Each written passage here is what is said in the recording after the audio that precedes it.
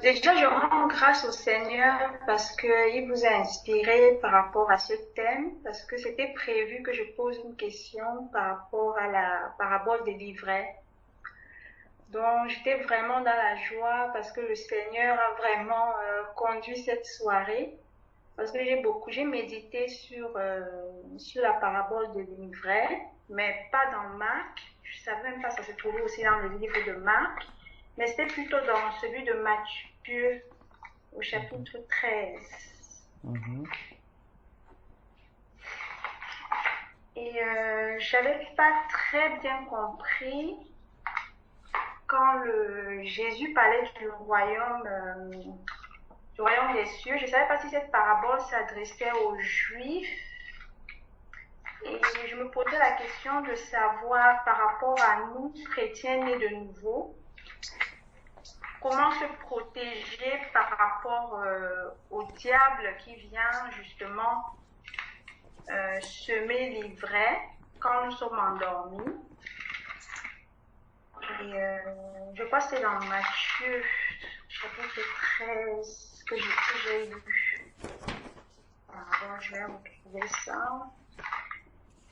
Ça se trouve dans le livre de Matthieu, chapitre 13. Voilà, c'est...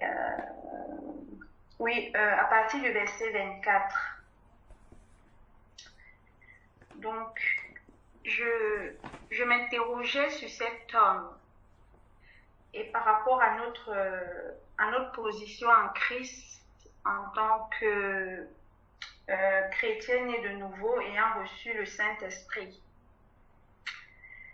Donc, comment adapter cette parabole à notre situation actuelle, car nous avons le Saint-Esprit qui nous révèle les choses cachées, les choses à venir, et la parole de Dieu qui nous demande de veiller, de prier. Et j'ai bien compris dans l'enseignement de tout à l'heure, tu as dit, on dort de manière physique, mais l'esprit est toujours éveillé. Je ne sais pas si j'ai bien compris. Donc, dans cette parabole, le Seigneur dit que pendant que nous dormons, l'ennemi vient et il sème l'ivraie parmi le blé et ils poussent ensemble, c'est-à-dire la semence du diable pousse en même temps que celle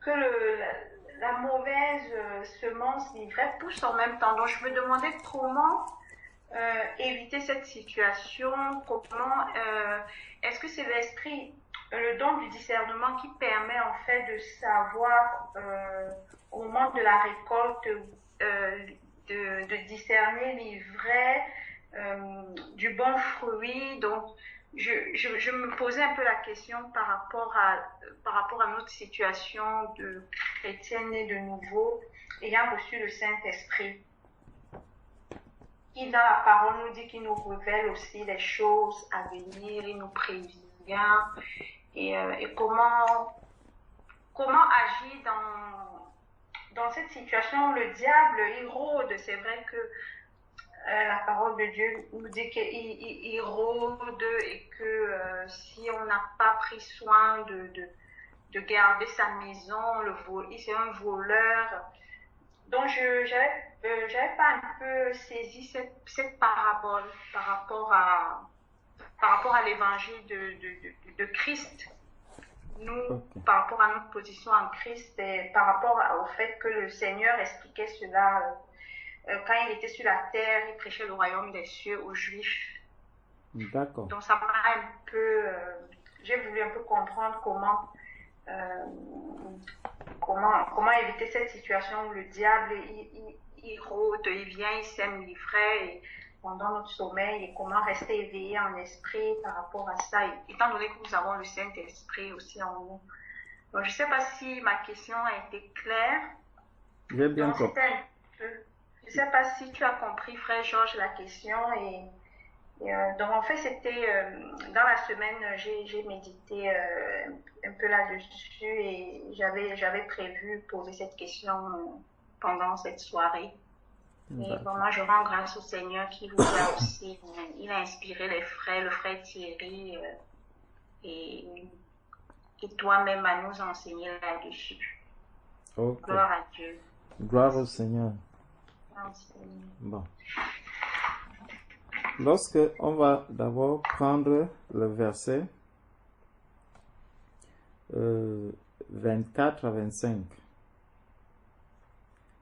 Il leur proposa une autre parabole et il dit, le royaume des cieux est semblable à un homme qui a semé une bonne semence dans son champ, mais pendant que les gens dormaient, son ennemi vint, sema de l'ivraie parmi le blé et s'en alla. Donc, pendant qu'il dormait, son ennemi vint, sema de l'ivraie parmi le blé et s'en alla. La question c'est, comment empêcher l'ennemi de pouvoir venir et s'aimer l'ivraie? Si je résume la question. Donc, comment empêcher l'ennemi à venir s'aimer de l'ivraie dans ce champ? Oui, frère, c'est ça la question. C'est-à-dire, comment empêcher l'ennemi, justement, parce que oui, comment empêcher l'ennemi de venir s'aimer l'ivraie sur un champ où le blé, dont la bonne semence a été, effectivement, a été semée. Oui, tout à fait. J'ai bien compris. Donc, quand tu as une maison, on va d'abord prendre l'exemple de la maison. Quand tu as une maison, pour que le voleur n'entre pas dans ta maison, la solution est simple. Tu fermes toutes les portes. Si je laisse la porte centrale ouverte, le voisin, qui n'est même pas un voleur, va passer une fois, il sort le matin, il voit la porte ouverte, il revient le soir, la porte est ouverte, après-demain, la porte est ouverte. Il peut se dire, bon, est-ce que le voisin qui est là-dedans, est-ce qu'il a un problème avec la porte-ci? Il entre, il fait le tour dans la maison, il ne voit personne, même s'il n'était pas un voleur, il sort. Il peut quand même dire aux gens, je ne comprends pas, la maison de mon voisin là est ouverte. Celui à qui il le dit, lui peut être un voleur.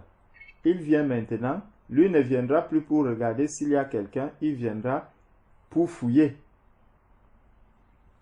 Donc, la parole de Dieu, prenons le psaume 121.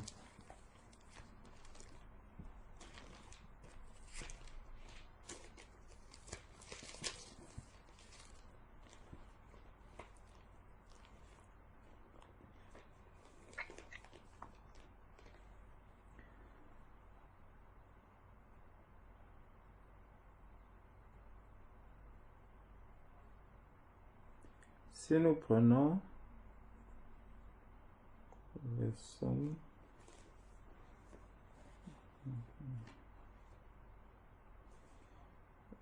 est-ce que c'est ça?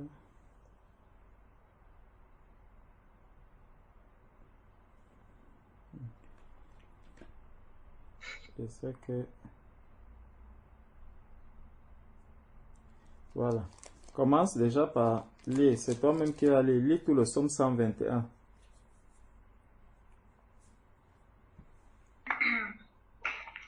Psaume 121, je lis dans la version d'Ostebal. Confiance du prophète en Dieu.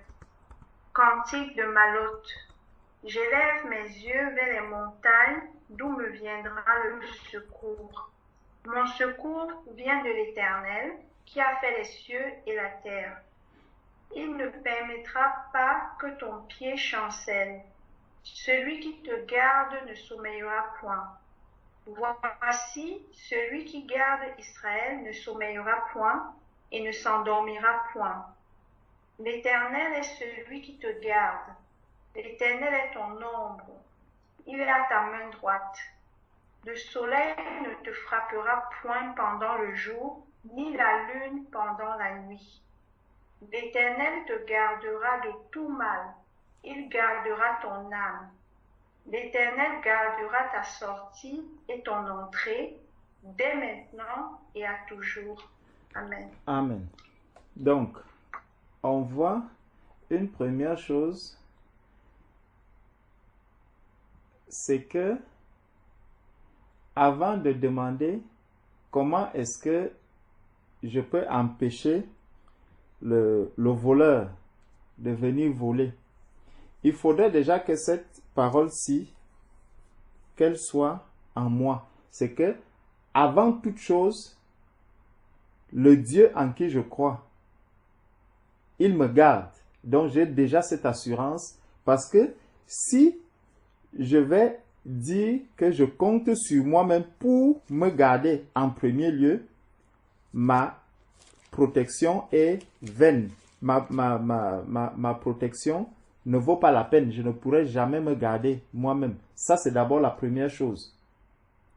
Mais il y a ma part à faire. Je voulais qu'on commence d'abord par l'assurance que nous devons avoir de notre Dieu. C'est que Dieu veille sur mon âme. Donc Dieu veille à ce que mon âme soit protégée. Parce que lorsque Dieu est venu s'incarner dans une chair humaine, en arrivant sur la terre, c'est parce qu'il voulait que nous soyons sauvés. Car Dieu a tant aimé le monde qu'il a donné son Fils, afin que quiconque croit en lui ne périsse point, mais qu'il ait la vie éternelle. Donc, ça, c'est la volonté de Dieu. C'est que je puisse avoir la vie éternelle. Moi qui crois en Jésus-Christ. Moi qui crois en Jésus-Christ, Dieu veut que j'arrive à la vie éternelle, que j'arrive au bout. Maintenant, comme la volonté de Dieu, je la connais déjà, je sais déjà ce que Dieu attend de moi, ce que Dieu veut faire pour moi. Parce que c'est d'abord ça la première chose. Il y a des personnes qui vont te dire que bon, ils vont se garder avec les armes, ils vont se garder avec ceci, mais là c'est la garde par la chair, ce n'est pas une garde spirituelle. Mais là, nous sommes en train de parler d'une garde spirituelle. La première chose, c'est que Dieu veille sur nous. Et il a dit qu'il est jaloux de l'esprit qu'il a mis en nous. Donc, Dieu ne permettra pas que la faille puisse venir de lui. Donc, s'il y a une faille, la faille ne peut venir que de moi. S'il y a une faille, la faille ne pourra venir que de moi. C'est pour ça qu'au verset 10, il vient encore nous dire, l'Éternel te gardera de tout mal. Il gardera ton âme. Il ne permettra pas que ton âme puisse se souiller. Donc, que ton cœur puisse être souillé, il ne le permettra pas. Maintenant, qu'est-ce que moi, j'ai à faire dans tout cela? Comment donc, moi, je peux me préserver, comment je peux empêcher pour qu'il y ait une souillure. Quand on lit, prends un peu Luc chapitre 21.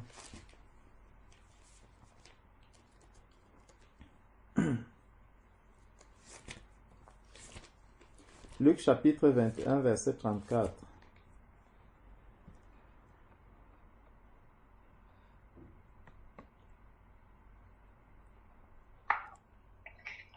Luc 21, verset 34. Prenez donc garde à vous-même, de peur que vos cœurs ne soient appesantis par la débauche, par l'ivrognerie et par les inquiétudes de cette vie, et que ce jour-là ne vous surprenne subitement. Amen. Amen. Donc, il dit donc que prenez garde à vous-même, de crainte que vos cœurs ne s'appesantissent par les excès du manger et du boire. Donc, Dieu a sa part à faire. Toi aussi, tu as ta part à faire. Donc, tu dois prendre garde à toi-même. Tu dois veiller sur ton cœur. Dans Deutéronome chapitre 8, verset 14, il dit, prends garde que ton cœur ne s'enfle et que tu n'oublies l'Éternel, ton Dieu, qui t'a fait sortir du pays d'Égypte. Donc, de peur que ton cœur ne s'enfle, pour que tu oublies le Dieu qui t'a appelé, le Dieu qui est venu te chercher de là où tu étais, qui t'a sorti des ténèbres dans lesquelles tu étais. Donc, tu dois veiller sur ton cœur, tu dois veiller sur ton âme. Tu as un travail à faire par rapport à ton âme. Prends Proverbe chapitre 19.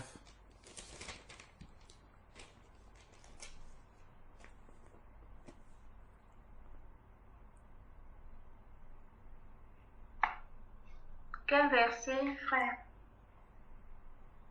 Attends.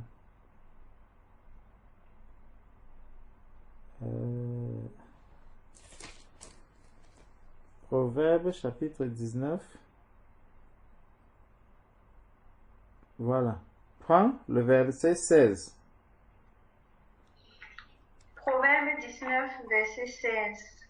Celui qui garde le commandement garde son âme, mais celui qui ne veille pas sur ses voies mourra. Amen. Celui qui garde ce qui est commandé garde son âme. Donc, pour garder mon âme, je dois faire quoi? Je dois garder les commandements de Dieu. C'est comme ça que je garde les commandements de Dieu. Lorsqu'on a vu tout à l'heure par rapport à la semence, nous avons vu que la semence, lorsqu'elle se pose sur une terre qui est fertile, sur une terre qui est préparée, cette semence-là, personne ne vient l'enlever. Parce qu'il y a une préparation qui a été faite dans le cœur a été préparé, le cœur était disposé à recevoir la semence. Et voilà donc pourquoi, même étant endormi, cette semence, elle continue à pousser. Donc, physiquement, je dors, mais mon esprit continue de rester éveillé. Mon esprit n'est pas endormi. C'est pour ça qu'on a lu dans Cantique des Cantiques, chapitre 5, verset 2, que même en dormant, la semence continue de pousser. Je continue d'être éveillé. Moi, je ne dors pas, même si dans ma chair est au repos, mais mon cœur reste éveillé. Mon esprit est toujours éveillé, même en dormant. Voilà pourquoi la semence va continuer à pousser. Et ça, c'est que je dois garder cette semence-là en moi. Donc, il y a un travail que moi-même je dois faire. Mais on a vu que s'il y a des épines, s'il y a des soucis de la vie, s'il y a toutes ces choses qui encombrent mon cœur, en dormant, il y aura un mélange aussi. Et à un moment donné, ce qui sera facile à enlever, ça sera la vraie semence qui peut porter du fruit en moi. Donc là, il y a une ouverture. C'est que mon cœur n'est pas entièrement à la disposition de la semence qui vient du Seigneur. Il y a une autre semence qui est celle du monde, qui est là. Et lorsque cette semence qui est dans le monde se trouve là, elle va créer d'autres semences. Parce que dans une semence, lorsqu'une semence se pose, la semence, lorsque l'ivraie est là, lorsque la bonne semence est là, le blé est là, l'ivraie aussi arrive. De la même manière que le blé va chercher à se multiplier, c'est comme ça aussi que l'ivraie va chercher à se multiplier. Parce que même dans la parole de Dieu nous dit que les rêves viennent d'une foule de pensées, de choses que nous avons vues en journée et tout et tout. Donc, dès qu'il y a, par exemple, une semence une convoitise, par exemple, je désire, en ce moment, ce sont les soldes, je commence à regarder les choses, les articles que je vais acheter peut-être sur Internet, je dis dans tel magasin, je pourrais aller faire ceci à tel niveau. Donc, j'ai ça dans mon cœur et en même temps, je médite la parole de Dieu. Voilà deux semences qui sont dans mon cœur. Au moment où je médite la parole de Dieu, il y a la pensée, peut-être des chaussures que j'ai vues chez, je ne sais, chez H&M ou chez qui, je ne connais pas toutes ces marques-là. Il y a une chaussure que j'ai vue chez ce vendeur.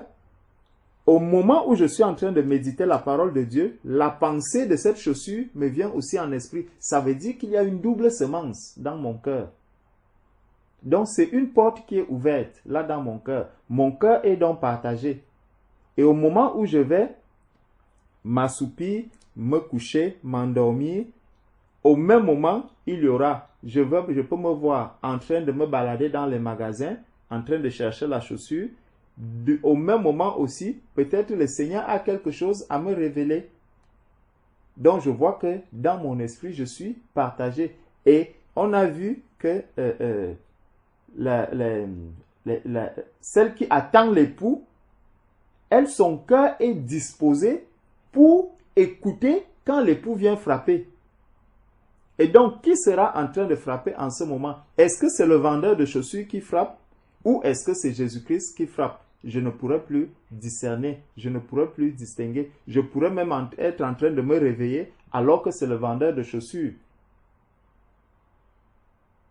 Donc, nous voyons que le Seigneur nous dit que nous sommes appelés nous-mêmes à faire un travail.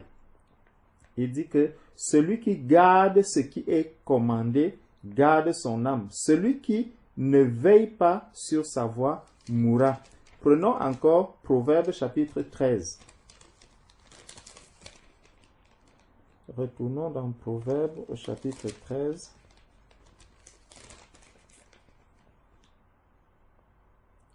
Verset 3. Celui qui veille sur sa bouche garde son âme. Celui qui ouvre de grandes lèvres court à sa perte. Donc, nous savons que la bouche parle, c'est de l'abondance du cœur que la bouche va parler. Donc, quand ma bouche va commencer à débiter des paroles, à dire des choses qui ne sont pas bonnes, ces choses-là viennent de mon cœur. Ça veut dire que si ce n'est pas de la bonne semence, si ce n'est pas des paroles qui bénissent, si ce n'est pas des paroles qui d'exhortation, des paroles d'encouragement, des paroles de louange, si ce n'est pas des psaumes, c'est que dans mon cœur, il y a quelque chose qui n'est pas bon, qui est là. C'est qu'il y a une semence qui n'est pas bonne. Il y a de l'ivraie qui est là. Il y a de l'ivraie qui est là. Et voilà pourquoi nous devons sonder régulièrement notre cœur. La parole de Dieu nous dit que Dieu sonde les cœurs et les reins. Dieu sonde cela parce qu'il y a des dépôts qui peuvent être à l'intérieur de nous. Et ça peut être des trucs très subtils. Voilà pourquoi nous devons régulièrement, non seulement nous examiner, voir comment est-ce que j'ai marché, voir comment est-ce que j'ai fonctionné tout au long de la journée, voir comment est-ce que je suis passé, qu'est-ce que j'ai contemplé lorsque j'ai regardé telle chose, quelle a été la situation à l'intérieur de mon cœur. Peut-être je vais passer dans un couloir, je vois les femmes qui sont nues et tout. Quelle sensation est-ce que cela m'a donné?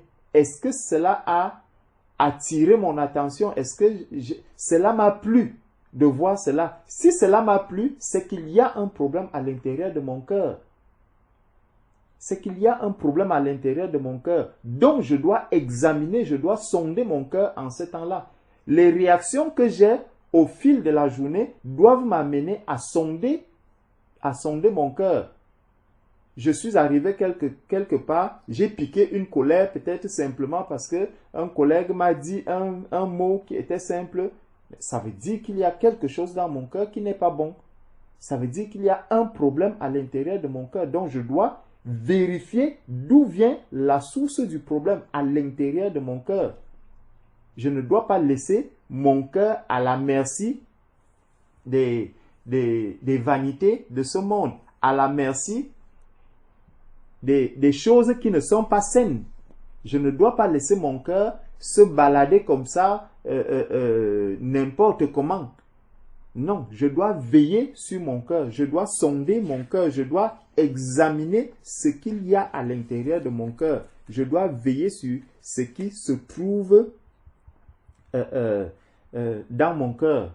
Je dois veiller à cela. Je ne dois pas laisser que mon cœur soit à la merci de soit du péché ou des choses qui ne glorifient pas le Seigneur. Donc, on peut prendre encore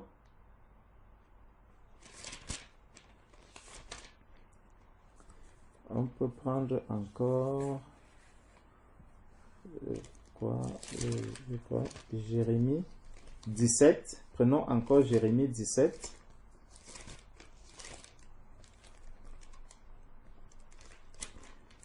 Lis Jérémie 17, verset 21.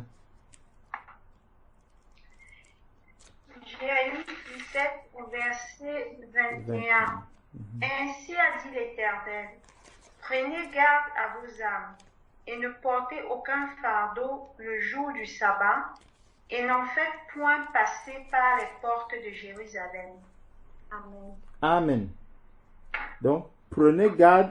Nous savons que nous sommes dans le sabbat.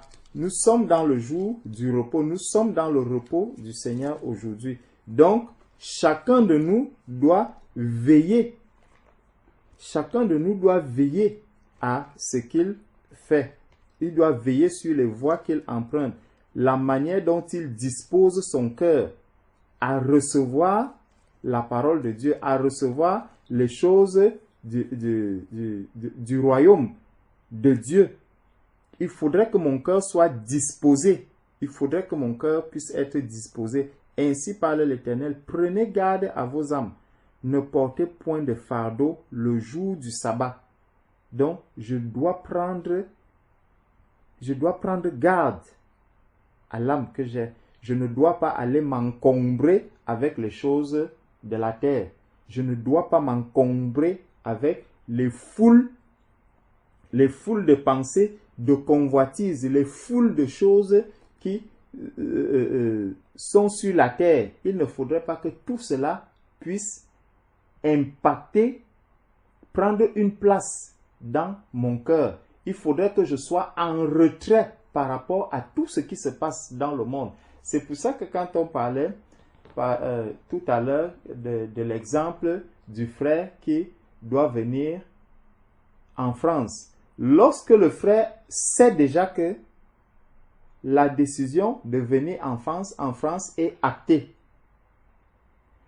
même si on commence encore à lui dire que bon, il regarde dans son compte, il ne voit pas de l'argent, il ne voit pas l'argent à lui. Il sait que le voyage pour la France, ce n'est pas moi qui le paye, c'est l'entreprise. Donc, même si moi, je n'ai pas d'argent dans mon compte, l'entreprise fournira le billet d'avion. Donc, même si à la maison, on n'a rien à manger, cela n'empêche rien, n'enlève rien au voyage que je dois effectuer pour la France. Tout pour la France, tout pour le voyage en France est prévu. Donc, même si à la maison même, il n'y a pas à manger, ce n'est pas l'argent du billet d'avion qui va manquer. Même si je marche pieds nus, ce n'est pas l'argent du billet d'avion qui va me manquer. Donc, tout peut me manquer dans mon quotidien, mais la voie pour le billet d'avion de la France, tout est préparé pour que j'aille en France. Peut-être même l'hôtel où je dois, l'entreprise a prévu un hôtel pour moi, l'entreprise a prévu ceci pour moi, puisque ce n'est pas moi qui fournit tout cela. Donc, cela n'impacte pas la condition dans laquelle moi je me trouve. Donc, ma condition n'a rien à voir avec le plan que Dieu, lui, il a pour moi. Donc, c'est ça. La seule chose que le Seigneur attend, c'est que je puisse être en coopération avec lui. Que je puisse être disposé et que moi-même, parce que si on te dit, bon, tu vas aller en France, et que le jour où on me dit, viens en France aujourd'hui, ce jour-là, L'avion doit partir à 10 heures. Je dors jusqu'à 11 heures à la maison. Les problèmes vont commencer. Les problèmes vont commencer. Voilà pourquoi le Seigneur avait dit que « Et lorsque le Fils de l'homme viendra, trouvera-t-il la foi ?»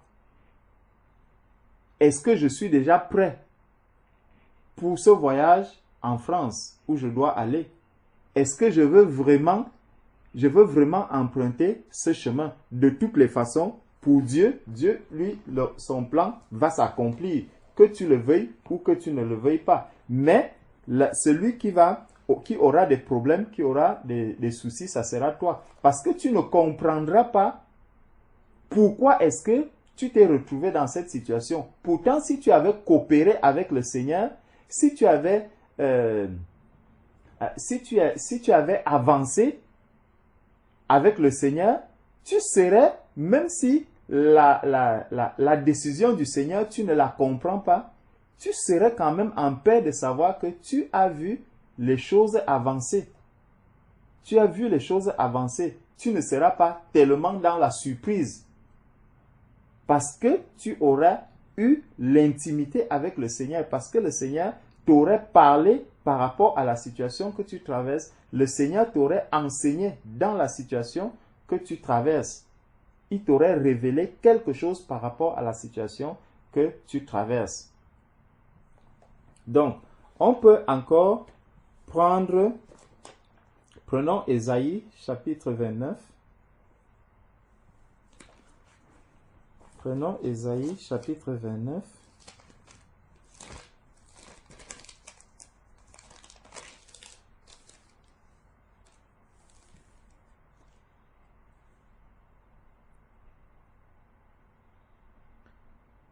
Ésaïe chapitre 29.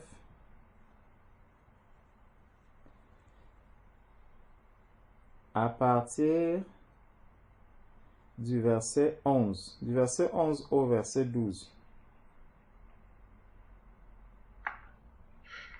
Ésaïe 29. Ou bien du verset 11 au verset 13. Ésaïe 29, verset 11 au verset 13. Aussi, toutes les visions sont devenues pour vous comme la parole d'un livre scellé qu'on donnerait à un homme sachant lire en lui disant « Lis ceci » et qui répondrait « Je ne puis car il est scellé » ou qu'on donnerait à un homme ne sachant pas lire en lui disant « Lis ceci » et qui répondrait « Je ne sais pas lire » Et le Seigneur dit « Puisque ce peuple s'approche de moi de sa bouche et qu'ils m'honorent de leurs lèvres, mais leur cœur est éloigné de moi. Puisque la crainte qu'ils ont de moi n'est qu'un commandement enseigné par des hommes. » Amen. Amen.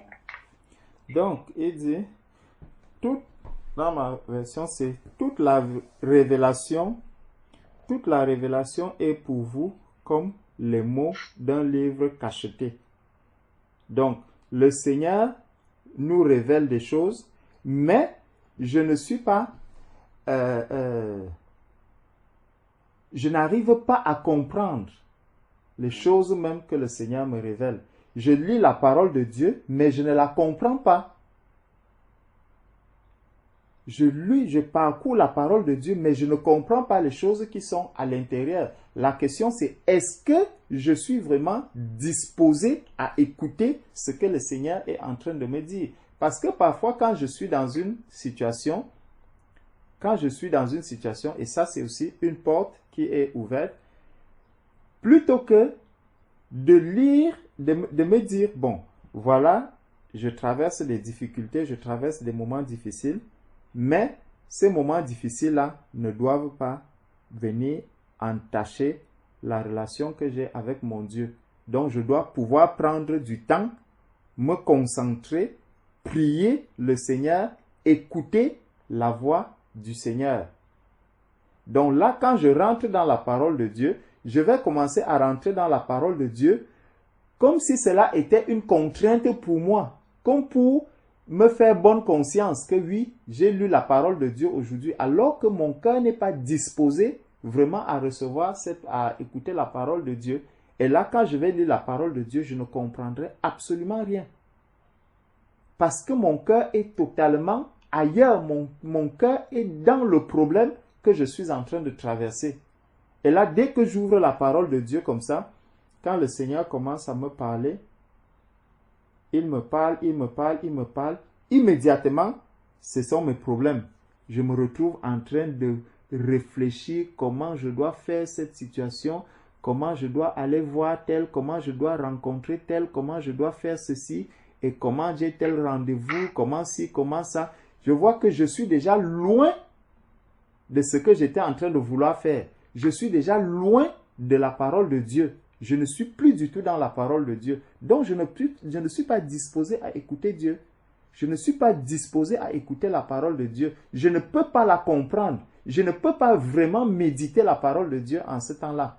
Parce que mon cœur n'est pas dans la parole. Mon cœur n'est pas disposé à recevoir le Seigneur. Voilà pourquoi, dans ta version, il dit que toutes les visions sont devenues, je ne sais pas l'expression qui était utilisée, soit floues. Il dit, ainsi, toutes les visions sont devenues pour vous comme la parole d'un livre scellé. Voilà, comme la parole d'un livre scellé. Alors que la parole qui se trouve devant nous n'est pas scellée parce que elle est décelée par l'Esprit de Dieu. C'est l'Esprit de Dieu qui décode la parole de Dieu. La Bible nous dit que l'Esprit sonde même les profondeurs de Dieu. Donc, Dieu parle, tout à l'heure, on a vu que Dieu parlait aux foules par des paraboles. Donc, le langage, il utilise le langage que la foule comprend, mais pour que la foule ne comprenne pas son propre langage. Il va utiliser les mots que la foule utilise aussi, mais en leur transmettant un message qu'ils ne peuvent pas comprendre. Alors qu'un enfant de Dieu, la parole de Dieu n'est pas une parabole pour lui. La parole de Dieu est décodée par les enfants de Dieu. L'Esprit de Dieu vient sonder, il vient révéler la parole de Dieu. C'est pour ça que on a vu que Jésus-Christ se révèle dans Jean chapitre 1 verset 1. Il nous est dit, prenons Jean chapitre 1 au verset 1.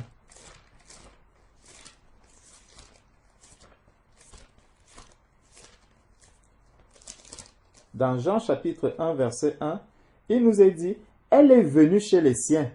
Elle là, c'est la parole. Au verset 1, il est dit, au commencement était la parole était avec Dieu, la parole était Dieu. Au verset 11, il est dit, elle est venue chez les siens et les siens ne l'ont point reçue. Donc, la parole de Dieu vient même chez un enfant de Dieu, mais l'enfant de Dieu ne la reçoit pas. Parce que son cœur n'est pas disposé, son cœur est éparpillé, son cœur est ailleurs. Donc, il ne va pas recevoir la parole de Dieu. Quand on regarde dans Acte 2, c'est lorsque Pierre avait prêché. Ils eurent le cœur vivement touché. Donc, la parole de Dieu s'est posée sur les cœurs. Et les cœurs ont été vivement touchés. Dans le verset 11 de Jean, chapitre 1, ici, on nous dit, elle est venue chez les siens et les siens ne l'ont point reçue. Donc, les cœurs de ceux-là n'ont pas reçu la parole de Dieu. Les cœurs de ceux-ci n'ont pas reçu la parole de Dieu. Au verset 12, il est dit, mais à tous ceux qui l'ont reçu, à ceux qui croient en son nom, donc il faut d'abord recevoir la parole de Dieu avant de croire en cette parole. Il faut recevoir la parole de Dieu avant de croire en cette parole. Donc, si mon cœur n'est pas prêt, je ne peux pas recevoir la parole de Dieu. Et si je n'ai pas reçu la parole de Dieu, je ne peux pas croire en cette parole. Beaucoup de personnes vont témoigner, vont dire des choses concernant Jésus-Christ. Beaucoup de personnes vont dire des choses concernant le royaume des cieux, mais ils n'ont jamais reçu cette parole dans leur cœur. Ils n'ont jamais reçu Jésus-Christ dans leur cœur. Ils n'ont aucune révélation de Jésus-Christ. Donc, il faut d'abord recevoir la parole de Dieu avant de croire en cette parole. Donc, il dit, à tous ceux qui croient en son nom, elle a donné le pouvoir de devenir enfants de Dieu, lesquels sont les noms du sang, ni de la volonté de la chair, ni de la volonté de l'homme, mais de Dieu. Donc, revenons on était dans Ésaïe 29. Il dit donc que la fin du verset 11, que l'on donne à un homme qui sait lire en disant, lis donc cela, et qui répond, je ne le puis, car il est cacheté. Ou comme un livre que l'on donne à un homme qui ne sait pas lire en disant, lis donc cela, et qui répond, je ne sais pas lire. Le Seigneur dit, quand ce peuple s'approche de moi, il m'honore de la bouche et des lèvres, mais son cœur est éloigné de moi. Et la crainte qu'il a de moi n'est qu'un précepte de tradition humaine. Le cœur est éloigné de moi. Si le cœur est donc éloigné de moi, il est donc plus près de qui? Il est plus près de celui qui vient s'aimer l'ivraie. Le cœur qui est éloigné de Dieu est plus près de celui qui vient s'aimer l'ivraie. Regardons quelque chose dans Éphésiens.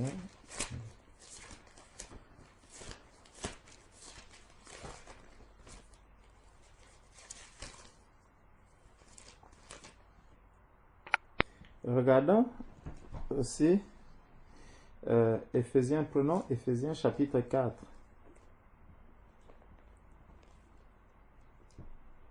Éphésiens chapitre 4.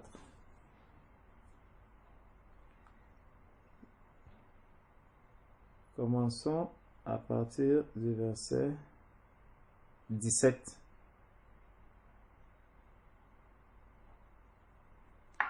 Verset 17 au verset 24. Éphésiens chapitre 4, verset 17 au verset 24. Voici donc ce que je dis et que j'atteste de la part du Seigneur. Ne vous conduisez plus comme le reste des gentils qui suivent la vanité de leur esprit, ayant leur intelligence obscurcie, étant éloignés de la vie de Dieu à cause de l'ignorance qui est en eux, à cause de l'endurcissement de leur cœur, et ayant perdu tout sentiment, ils se sont abandonnés à la dissolution pour commettre toutes sortes d'impuretés avec une ardeur insatiable. Mais vous, ce n'est pas ainsi que vous avez appris à connaître Christ. Au moins, si vous l'avez écouté, et si selon la vérité qui est en Jésus, vous avez été instruits en lui, à vous dépouiller pour ce qui est de votre conduite précédente, du vieil homme qui se corrompt par les convoitises trompeuses, et que vous soyez renouvelés dans l'esprit de votre entendement, et à vous revêtir du nouvel homme, créé à l'image de Dieu, dans la justice et la sainteté de la vérité. Amen. Amen. Donc, je vais lire dans ma version. Voici donc ce que je dis et ce que je déclare dans le Seigneur. C'est que vous ne devez plus marcher comme les païens qui marchent selon la vanité de leurs pensées.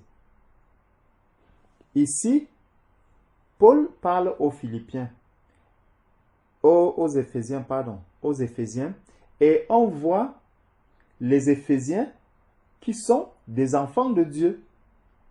C'est à des enfants de Dieu qu'il dit que vous ne devez plus marcher comme les païens, dont un enfant de Dieu peut marcher comme un païen. Et s'il marche donc comme un païen, ça veut dire que les pensées qu'il aura viendront aussi agir dans son cœur. Cet ivraie va produire du fruit. Cet ivraie va se multiplier parce qu'il s'est rapproché de celui qui est le père des païens. Les païens qui sont éloignés de Dieu. Donc, il dit, comme les païens qui marchent selon la vanité de leurs pensées, donc les pensées vaines. Ils auront des vaines pensées. Si les enfants de Dieu, si quelqu'un est un enfant de Dieu et qu'il a des pensées qui sont vaines, il verra l'ivraie se multiplier au-dedans de lui. Il dit, ils ont l'intelligence obscurcie. Ils sont étrangers à la vie de Dieu. Ils sont étrangers à la vie de Dieu. Pourquoi? On a vu que ils reçoivent la parole de Dieu, ils lisent la parole de Dieu, mais ils n'arrivent pas à la comprendre. C'est quand même étonnant qu'un enfant de Dieu n'arrive pas à comprendre la parole de Dieu. C'est qu'il y a un problème. C'est parce que son cœur n'est pas disposé pour recevoir cette parole. Et si nous nous regardons vraiment, si nous examinons bien comment est-ce qu'on se comporte souvent quand on est soit dans le moment de prière ou dans le moment de méditation, soit tu t'assois comme ça, tu te dis, bon, je vais méditer la parole de Dieu. Dès que tu commences à méditer la parole de Dieu, le sommeil aussi arrive. Dès que tu commences à méditer, tu commences à piquer du nez. C'est l'envie de dormir. Ou tu es en prière, dès que tu commences à prier, c'est l'envie de dormir qui arrive. C'est qu'il y a un problème. C'est qu'il y a un problème. Donc, il dit, ils sont étrangers à la vie de Dieu à cause de l'ignorance qui est en eux, à cause de l'endurcissement de leur cœur. Donc, je peux être en train d'endurcir mon propre cœur parce que je ne laisse pas la parole de Dieu faire un travail au-dedans de moi. La parole de Dieu vient pour me révéler la volonté de Dieu, pour m'amener à faire la volonté de Dieu, à vivre comme Dieu veut. C'est pour ça que je lis la parole de Dieu. Si je ne lis pas la parole de Dieu, si je ne médite pas la parole de Dieu, je ne connaîtrai jamais la volonté de Dieu. Et ça, Satan ne veut pas que je connaisse la volonté de Dieu. Voilà pourquoi quand il va me voir m'asseoir comme ça, prendre la parole de Dieu, il vient commencer à me souffler. Moi aussi, je commence à bâiller. Vraiment, cette journée a été dure. Hein? Je n'arrive même pas à méditer la parole. Oh Seigneur, aie pitié de moi. Je ferme la Bible. Je vais me coucher. Je dors. Le matin, tu vois, il se réveille. Sœur Patricia, c'est comment tu as médité? Ah, mon frère, je t'assure, c'est dur. Je n'arrive pas, surtout avec l'hiver, si je ne comprends même pas. Quand je sors, le froid est là. Mon frère, prie seulement pour moi. Je vais prier, mais je ne peux pas garder ton cœur. Personne de nous ne peut garder le cœur de l'autre. Garde ton cœur, c'est ce que le Seigneur attend de toi. Garde ton âme. Nous pouvons nous exhorter comme ça, nous pouvons passer même toutes les journées. On peut passer 24 heures sur 24, assis comme on est là, méditant la parole de Dieu, priant le Seigneur, louant le Seigneur. Mais on va voir que quand on regarde mon cœur, je suis loin du rassemblement dans lequel on est là. Mon cœur est peut-être en train de fouiller les magasins. Mon cœur est peut-être en train de penser à mon travail, comment les problèmes que je suis en train de traverser dans mon travail, comment avec tel collègue ça ne va pas, comment est-ce que je peux faire pour régler ceci, comment je peux faire. Si mon cœur est loin là-bas, physiquement je peux être avec vous, mais mon cœur est loin de vous. Parce que lorsque l'apôtre Paul parle ici aux Éphésiens, ce n'est pas que les Éphésiens se sont éloignés peut-être des autres frères ou des autres sœurs. Non, il ne nous parle pas de ça ici. Mais il a dit, vous ne devez plus marcher selon la vanité de vos pensées comme des païens. Donc, ils sont ensemble, mais certains marchent comme des païens. Mais ils continuent quand même à marcher. Donc, on doit faire très attention à la manière dont on marche. Quand on écoute la parole de Dieu comme le Seigneur nous a dit tout à l'heure. Donc, il dit que ils ont l'intelligence obscurcie, ils sont étrangers à la vie de Dieu à cause de l'ignorance qui est en eux, à cause de l'endurcissement de leur cœur. Ayant perdu tout sentiment, ils se sont livrés à la dissolution pour commettre toute espèce d'impureté jointe à la cupidité. Donc, c'est petit à petit que le diable nous éloigne du Seigneur. Petit à petit, mon cœur s'éloigne, mon cœur s'éloigne, mon cœur s'éloigne, mon cœur, petit à petit, mon cœur s'éloigne. Et pour revenir, c'est souvent difficile. Comme on a vu tout à l'heure avec les semences, que lorsqu'une semence tombe, je vais vite la prendre, mais pour l'enlever, là, ça devient un problème. C'est comme lorsque tu mets un peu, tu télécharges un logiciel dans ton téléphone. Quand tu télécharges le logiciel arrive tout seul. Bien. Il te prend peut-être quelques secondes. Tac, tac, tac, vite fait. Il se place là. Mais maintenant, lorsque tu veux le supprimer, on te dit que si tu le supprimes, cela va entraîner soit le dysfonctionnement de beaucoup d'autres logiciels ou d'autres parties de ton téléphone. Et on te dit donc, est-ce que tu veux réellement le supprimer? Pourtant, quand il est venu tout seul. Mais quand il entre dans le téléphone, il impacte tous ces logiciels qu'il y a dans ton téléphone. Il impacte tous les systèmes qu'il y a dans ton téléphone est impacté. Alors qu'il est arrivé seul. Maintenant, pour partir donc, il faut aussi que tous les autres puissent aussi connaître des changements. C'est ça que l'ivraie va faire. Donc, lorsqu'on laisse une porte ouverte dans notre cœur, c'est ce que cela va causer. C'est ce qui va arriver par la suite. Donc, il va nous dire, on continue. Mais vous, ce n'est pas ainsi que vous avez appris Christ, si du moins vous l'avez entendu et si conformément à la vérité qui est en Jésus-Christ, c'est en lui que vous avez été instruits à vous dépouiller eu égard à votre vie passée du vieil homme qui se corrompt par les convoitises trompeuses. Donc, le vieil homme qui est en moi, si ce vieil homme n'est pas réellement mort, c'est une grande porte qui est ouverte aussi dans ma vie.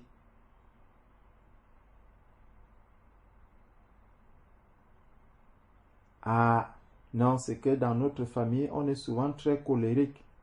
Vraiment, moi-même, de temps en temps, je me retrouve en train de faire cette colère-là. C'est parce que dans ma famille, il y a la colère. Ah, je suis...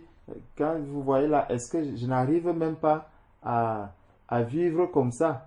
Dans ma famille, c'est difficile pour que quelqu'un de nous puisse rester comme ça. C'est très, très difficile. Je n'arrive pas à supporter. Parce que dans ma famille, il y a ceci.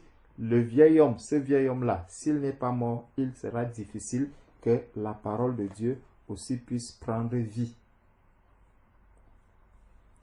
Donc, il dit, qui se corrompt par les convoitises trompeuses, à être renouvelé dans l'esprit de votre intelligence et à revêtir l'homme nouveau, créé selon Dieu dans une justice et une sainteté que produit la vérité. Donc, je dois revêtir l'homme nouveau. L'homme nouveau, je dois le revêtir. J'ai un travail à faire pour que, ayant revêti l'homme nouveau, je vais maintenant marcher dans la vérité. Je vais maintenant marcher dans la lumière. Je vais maintenant supporter les difficultés que je pourrais rencontrer sur le chemin que j'ai emprunté parce que je sais celui avec qui je suis sur ce chemin. Je connais celui qui m'a appelé sur ce chemin et j'avance avec lui ayant l'assurance. crois que on peut encore prendre un autre verset. Après, je vais m'arrêter jusque là.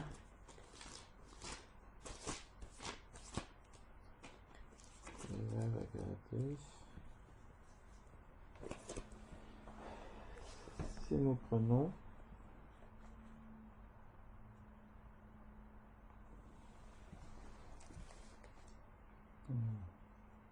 donc on voit que tout cela vient de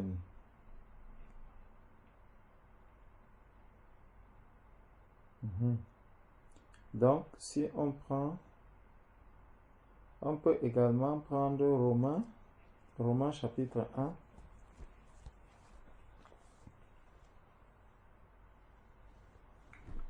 Romains chapitre 1.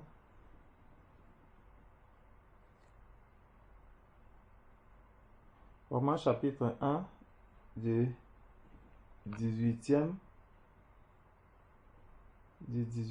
au 24e verset.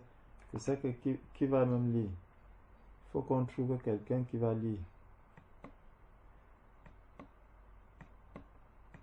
Ça permet aux uns et aux autres de pouvoir. Bon. Je peux lire. Gloire à Dieu. Vas-y, ma soeur Morane. Amen. La colère de Dieu se révèle du ciel contre toute impiété et toute injustice des hommes qui retiennent injustement la vérité captive. Car ce qu'on peut connaître de Dieu est manifesté pour eux, Dieu le leur ayant fait connaître. En effet, les perfections invisibles de Dieu, sa puissance éternelle et sa divinité se voient comme à l'œil depuis la création du monde. Quand on les considère dans ces ouvrages, ils sont donc inexcusables. Oui. C'est jusqu'à 21? Non, jusqu'à 24. Ah.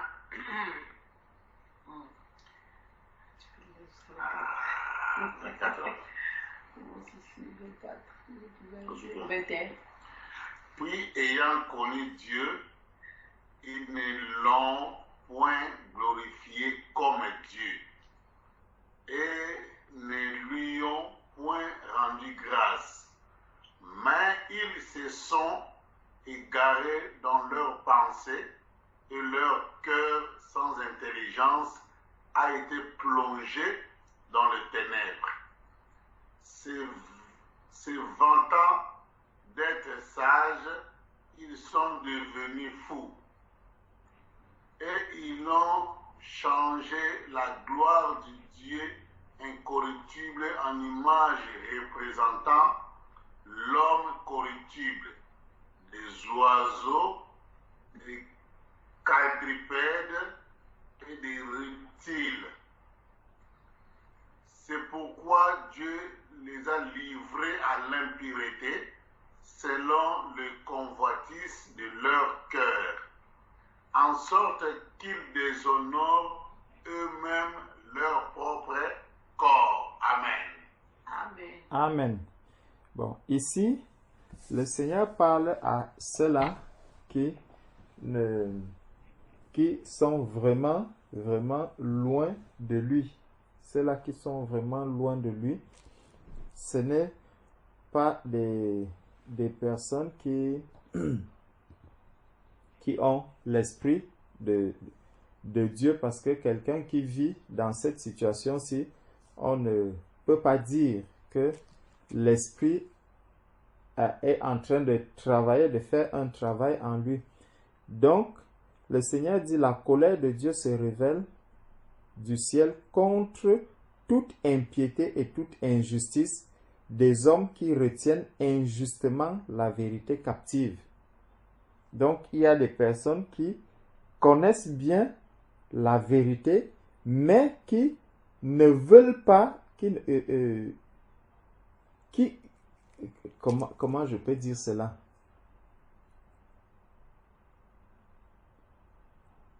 Qui posent des actes en sachant que ce que nous sommes en train de faire ci est mauvais.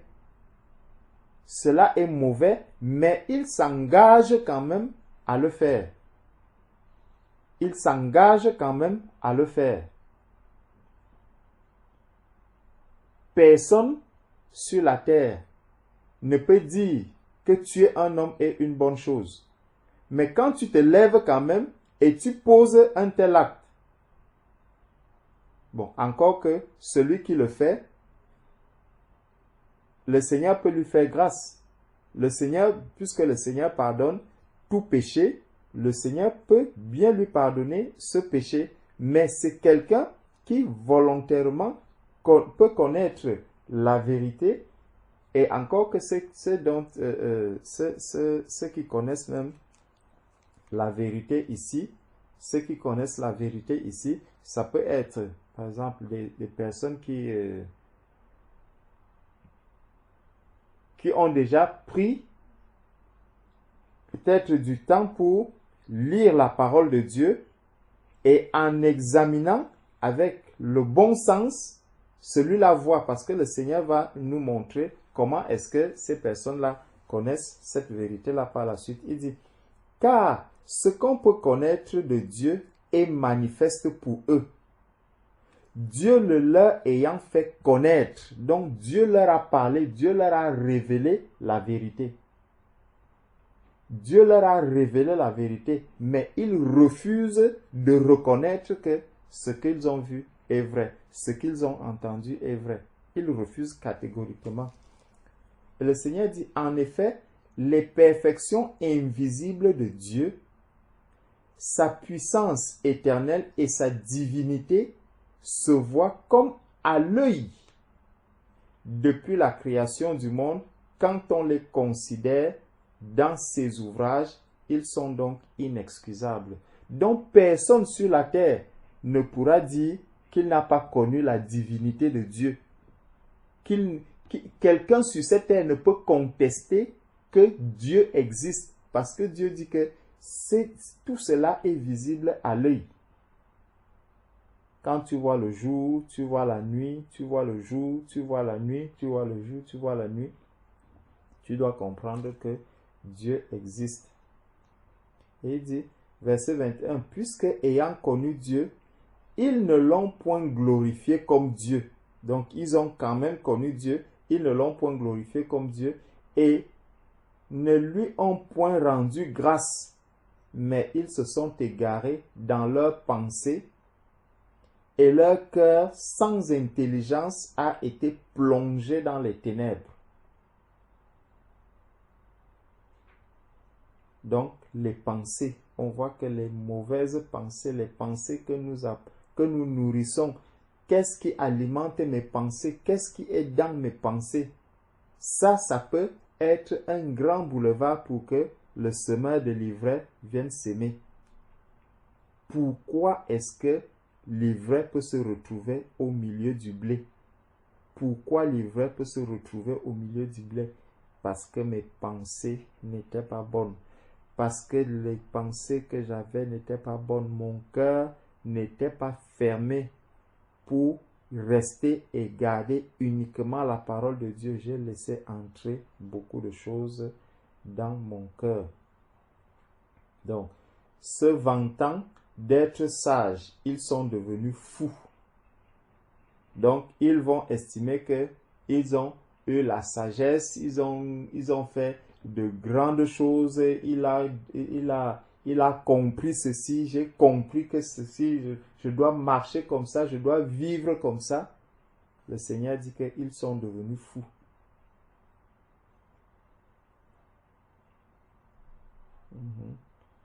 Ils sont devenus fous et ils ont changé la gloire de Dieu incorruptible en image représentant l'homme corruptible, des oiseaux, des quadrupèdes et des reptiles. C'est pourquoi Dieu les a livrés à l'impureté selon les convoitises de leur cœur, en sorte qu'ils déshonorent eux-mêmes leur propre corps, eux qui ont changé la vérité de Dieu en mensonge et qui ont adoré et servi la créature au lieu du Créateur qui est béni éternellement. Amen. Donc, il y a beaucoup de choses que l'on peut dire qui sont à l'origine de l'infiltration de l'ennemi dans notre cœur. Donc, l'ennemi peut facilement infiltrer notre cœur, s'infiltrer dans le jardin, dans le cœur, pour déposer de l'ivraie, pour s'aimer aussi l'ivraie. Et on a vu que quand il dormait, c'est là que les choses se passent, parce que quand on regardait aussi avec les vierges, les 10 vierges, il y avait des vierges qui étaient sages, des vierges qui étaient folles, mais les vierges sages, même étant assoupies, même étant endormies, elles sont restées éveillées. Donc personne ne pouvait venir s'aimer quoi que ce soit. Mais les autres, étant endormies, elles se sont réellement endormies. Donc elles étaient loin du Seigneur, elles étaient loin de celui qu'elles attendaient. Et là, le malin a vu, l'ennemi a vu le champ qui était ouvert, parce que la personne étant carrément endormie, l'autre est venu, il a semé ce qu'il avait à semer. Tandis que chez les vierges sages, ils ne pouvaient pas venir semer quoi que ce soit, parce que spirituellement, elles étaient éveillées. Elles étaient éveillées. Donc, dès qu'il allait venir, elles allaient se réveiller et dire, « Oh, qu'est-ce que tu viens faire ici? C'est l'époux que nous attendons. Ce n'est pas toi que nous attendons. Donc, retourne là où tu es venu. » Elles étaient éveillées. Tandis que les autres, étant bien endormis, il suffisait qu'ils viennent là, doucement, doucement, doucement. Il finit de s'aimer, il repart, et elles n'allaient pas avoir le temps de le chasser ou de pouvoir veiller, parce que le Seigneur nous dit que celui qui est né de Dieu se garde lui-même et le malin ne le touche pas. Amen. Donc, c'est toi-même qui veille sur ton cœur. C'est toi-même qui veille à ce que l'ennemi ne vienne pas s'aimer l'ivraie. Dieu, lui, il veille continuellement. Mais si toi-même tu ne veux pas veiller, ce n'est pas Dieu qui viendra veiller à ta place. Comme dans le jardin d'Éden. Dieu avait déjà dit à Adam que ne mange pas du fruit. Maintenant, quand il a fallu qu'il mange, Dieu n'est plus venu pour lui dire que « Ah, Adam, ne touche pas à ça. » Non. Dieu l'a laissé parce qu'il n'a pas voulu écouter. Il n'a pas voulu s'engager vraiment dans cette voie de l'obéissance à la parole de Dieu. Amen. Amen. Amen. Merci beaucoup, frère. Merci. Amen. Amen.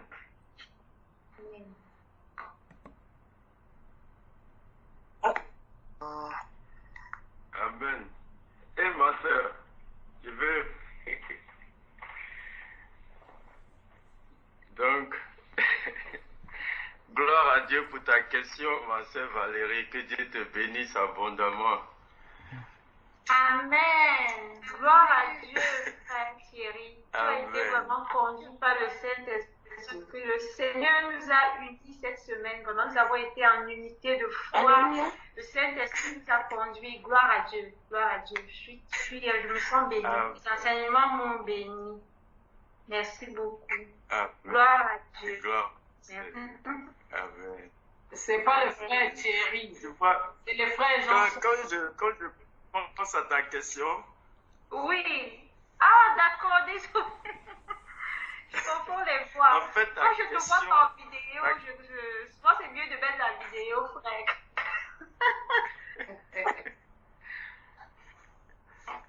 Oui, frère Jean-Charles. Oui, amen. Sois béni. Amen.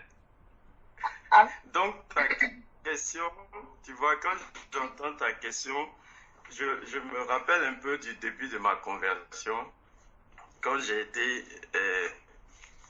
converti au Seigneur. J'ai compris ce que Jésus voulait dire quand il a dit que le royaume des cieux est forcé et c'est les violents qui s'en emparent. Parce que ma sœur, nous sommes dans un combat. Nous sommes dans un véritable combat. C'est pourquoi, quand tu lis le livre d'Apocalypse, les premiers chapitres, il parle beaucoup de celui qui vaincra. À celui qui vaincra, à celui qui vaincra, je donnerai la couronne à celui qui vaincra. Parce qu'effectivement, nous sommes dans un véritable combat. Quand la parole de Dieu nous dit que le malin rôde comme un lion rugissant, cherchant qui dévorer, c'est nous, les enfants de Dieu. C'est pas les gens du dehors. Eux, ils appartiennent déjà au malin. Donc c'est nous qu'il veut dévorer en réalité. Et l'ivraie qu'il veut semer, c'est pour nous détruire. Mais gloire au Seigneur, parce qu'il nous a donné toutes les âmes dans la parole de Dieu, dans la prière, dans la communion fraternelle. C'est là qu'on a les âmes, ma sœur. Donc vraiment, je veux t'exhorter à persévérer, parce que c'est vraiment un combat jusqu'à la fin. Il faut qu'on persévère sur le chemin étroit. Le malin va tout essayer. Il va tout essayer. Les âmes que le Seigneur nous donne, ma sœur, c'est la prière. La prière. La parole de Dieu nous dit, priez sans cesse.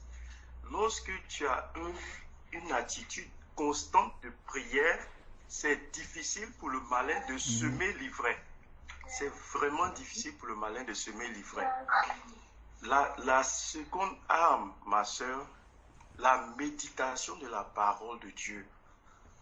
Josué 1 nous dit que ce livre de la loi ne s'éloigne point de tes yeux. Médite constamment ta parole avec une attitude de prière, en ayant l'esprit vraiment disposé. Parce que comme notre frère Georges l'a dit, souvent on vient prier, on vient méditer la parole de Dieu, mais en réalité, on le fait de manière mécanique pour se donner comme c'est comme une tâche qu'on veut accomplir, mais il faut vraiment qu'on vienne dans la présence du Seigneur avec un cœur disposé, prêt à recevoir ce que le Seigneur a pour nous. Parce que sa parole est tellement riche et il nous parle à chaque fois qu'on médite sa parole. Donc, c'est vraiment de se donner vraiment une attitude de persévérance, ma soeur, de vraiment persévérer dans la prière, dans la méditation de la parole. Et lorsqu'on vient, on est disposé, le Seigneur nous remplit. Le malin ne peut pas semer l'ivraie. Il rôde, mais on est tellement connecté au Seigneur à tout moment, dans la prière, dans la méditation de la parole, dans la communion fraternelle.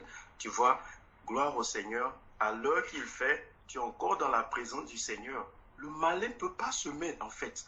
Tu te gardes toi-même, tu veilles sur ton âme, parce qu'on a bien compris que tu es né de nouveau, tu es devenu un enfant de Dieu.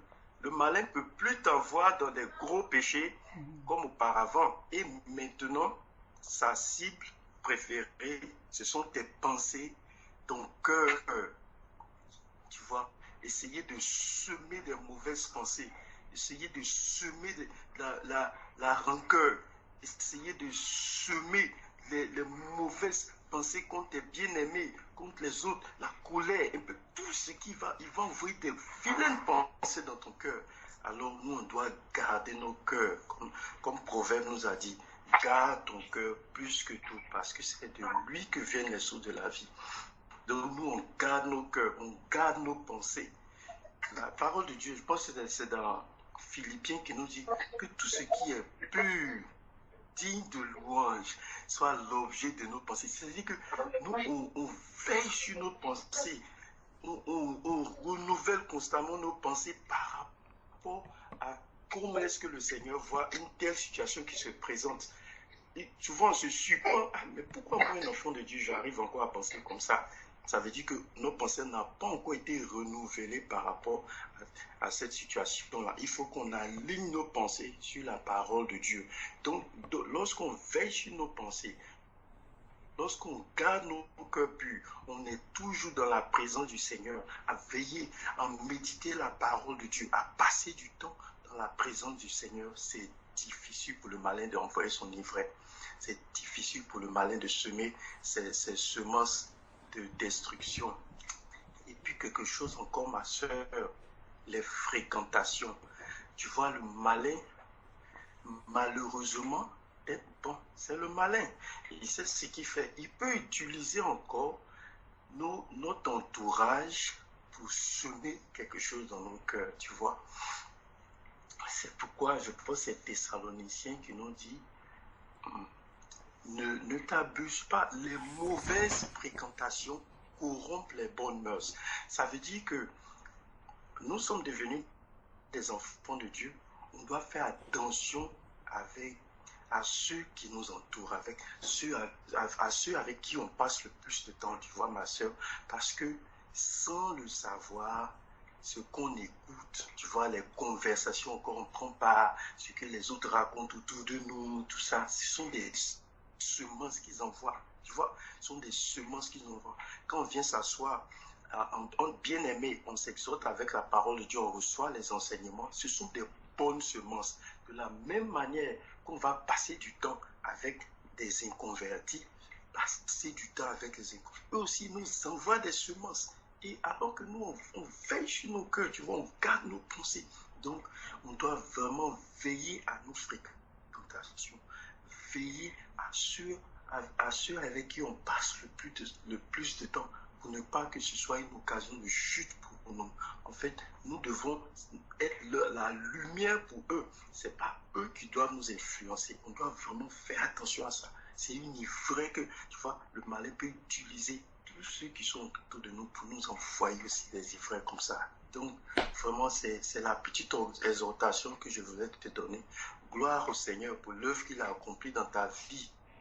Et c'est ce qu'il fait dans la vie de tous les enfants de Dieu. Il nous fortifie, nous encourage.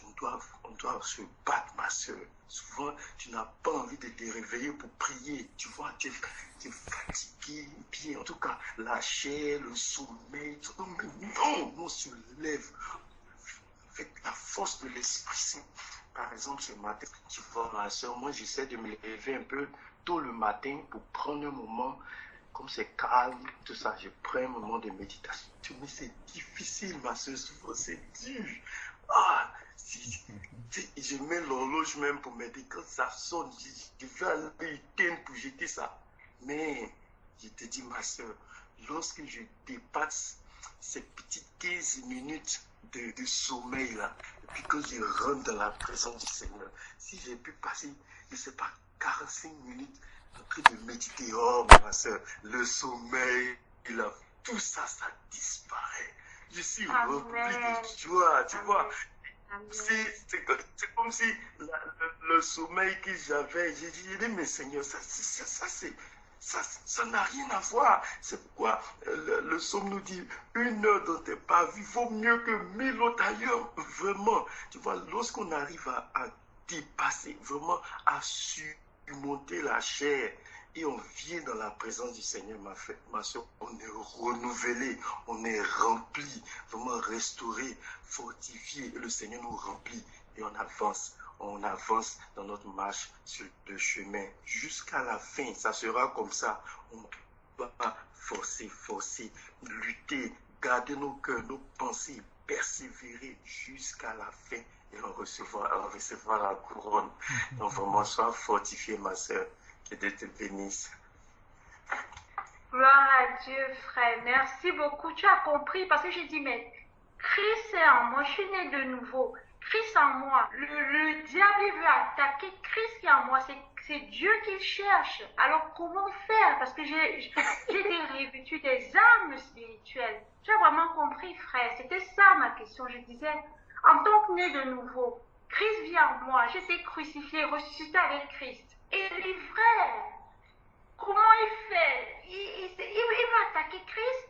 Alors, vraiment, vraiment, j'ai eu la réponse à la question. Gloire à Parce que Dieu. ça m'a vraiment boosté.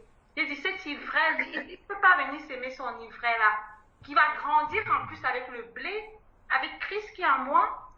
Non, c'était pas possible. Merci frère, j'ai compris, il faut vraiment travailler son cœur, les pensées, faire attention aux fréquentations, parce que Christ vient en moi, c'est pas possible. Il peut pas venir planter son ivraie et se mélanger avec le blé. Non. Nous sommes toujours vainqueurs en Christ qui nous fortifie. Amen. Amen. Gloire à Dieu. Gloire à Dieu. Amen, oh, amen. Amen. S'il vous plaît, je peux poser une question? Amen. Moi, je voulais donner un témoignage. Après, s'il vous plaît, si je peux donner après la question. Si c'est possible. Je peux? Mon réseau n'est pas bien. Oui, bon. Est-ce que la question de la sœur Morale, la sœur va dans le même sens? Sœur Hélène, est-ce que ta question va dans le même sens? Non, je voulais parler par On ne te suit pas bien. rapport au sabbat. Non, C'est mon réseau, c'est pas bien. non, attends alors, comme tu es par rapport au sabbat. Comme ta question concerne le sabbat, attends alors après. Sœur Morane, vas-y d'abord avec ta question. Oui, amen. Moi, je voulais juste encourager ma soeur Valérie et nous tous. Et moi, avant d'être baptisée, parce que je crois que beaucoup de frères et sœurs qui sont ici connaissent mon histoire. Vraiment, j'étais dans la désobéissance totale. Ma marche n'était pas bonne.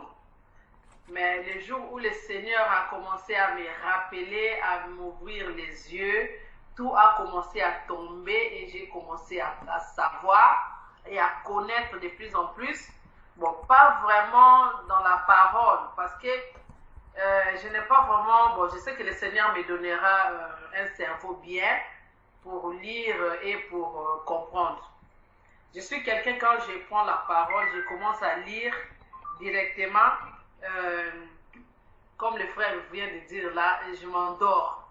Et puis quand je lis, je ne comprends pas. Donc vraiment, je rends grâce à Dieu pour mes frères qui sont là et ils nous expliquent vraiment, c'est une grâce pour moi. Donc c'est Dieu lui seul, quand tu demandes, c'est Dieu vraiment qui te donne un cœur. Vraiment, il m'a donné un cœur. Le cœur là, même moi-même, je me demande, est-ce que ça c'est moi? C'est vraiment un cœur nouveau. Et je ne sais pas à quel moment le Seigneur a changé mon cœur. Donc, maman Amélacé, elle était là, elle allait témoigner. J'étais quelqu'un qui, quand tu me provoques là, si je commence à parler, non, et je suis la seule personne, on est né au nombre de 6, je suis la seule personne qui ne bégaye pas. Alors, quand je parle, c'est mon don de parler. Je parle, je commence à parler jusqu'à fatiguer. Mais le Seigneur a changé mon cœur totalement.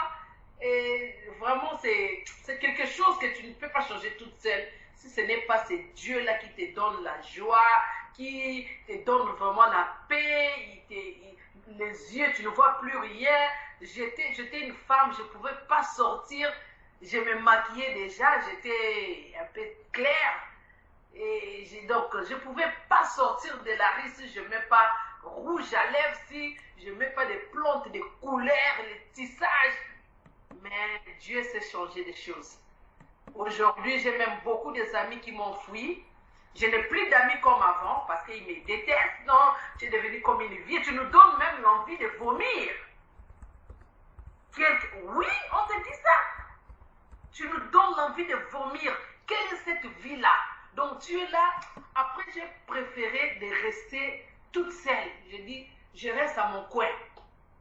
Si la personne me voit comme si elle veut vomir, moi je vais rester toute seule. Vraiment, je bénis le Seigneur de connaître ma nouvelle famille, comme dit Thierry, quand on était parti sur ton baptême, il a dit, waouh, je voyais ta joie, Vraiment, c'est comme si j'ai dit, ça c'est ma famille, ça c'est mon identité, ça c'est ma photo, ça c'est moi. Ça c'est vraiment moi, donc c'est moi en vous. Donc vraiment, il n'y a que Dieu qui peut changer ça. Il n'y a que Dieu. Je suis même prête à aller en Afrique comme je suis là. Parce qu'avant, je dois me faire voir que je viens de l'Europe.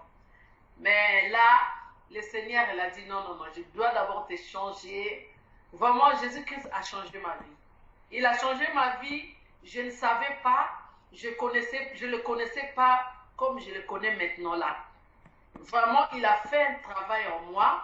Comme nous sommes des élus, il fait un travail. Et tous les amis qui sont autour de toi là, eux-mêmes, ils vont partir. Donc vraiment, on est ta famille. Amen. C'était ça mon témoignage. Amen, amen. Ils sont déjà partis, ma soeur. Amen. Ils sont partis d'eux-mêmes. Amen. Eux-mêmes, avec des conversations là.